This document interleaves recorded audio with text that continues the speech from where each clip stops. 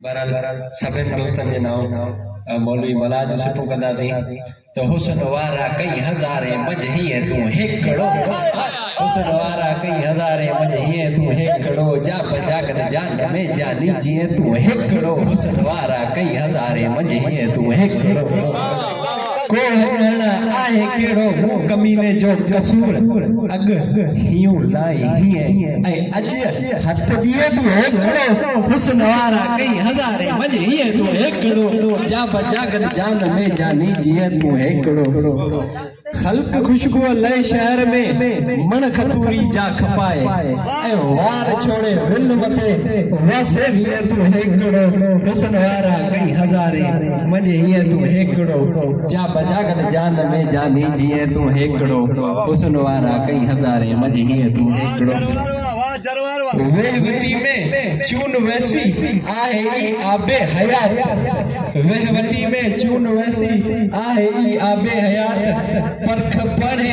पुर पियालो जे पिए तू हिकिड़ो हुस्न वारा कई हज़ारे मज हीअं तूं हिकिड़ो जाप जागन जान में जानी जीअं तूं हिकिड़ो हुस्न वारा कई हज़ारे मज हीअं तूं हिकिड़ो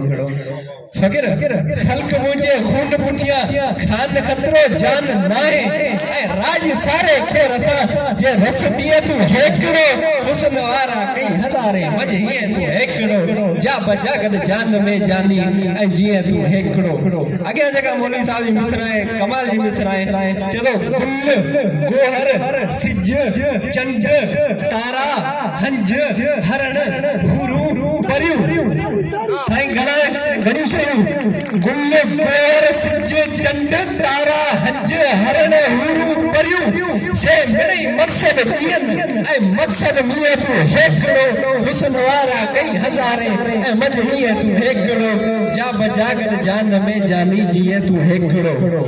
कई अखियूं ओरे खणनि आमद न अख उन ॾे खणे कई अखियूं ओरे खणनि आमद न अख उन ॾे खणे पर निहारण सां निहोड़ियो ऐं दिलि ॾिए तूं हिकिड़ो हुस्न वारा कई हज़ारे मज हीअं तूं हिकिड़ो जाप जागन जान में जानी जीअं तूं हिकिड़ो हुस्न वारा कई हज़ारे मज हीअं तूं हिकिड़ो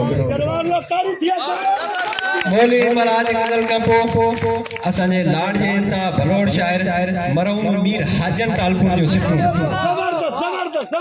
मीर हाजन सिंध धरती जे लाइ दुआ थो घुरे ऐं उहा दुआ कहिड़े नमूने फ़क़ीर घुरे थो चलो ॿई वसई रहमत रब्बानी राज राणी सिंधड़ी शल कवि कायम रख जोबन जुआणी सिंधड़ी ॿई वसई रहमत रब्बानी राज राणी सिंधड़ी मन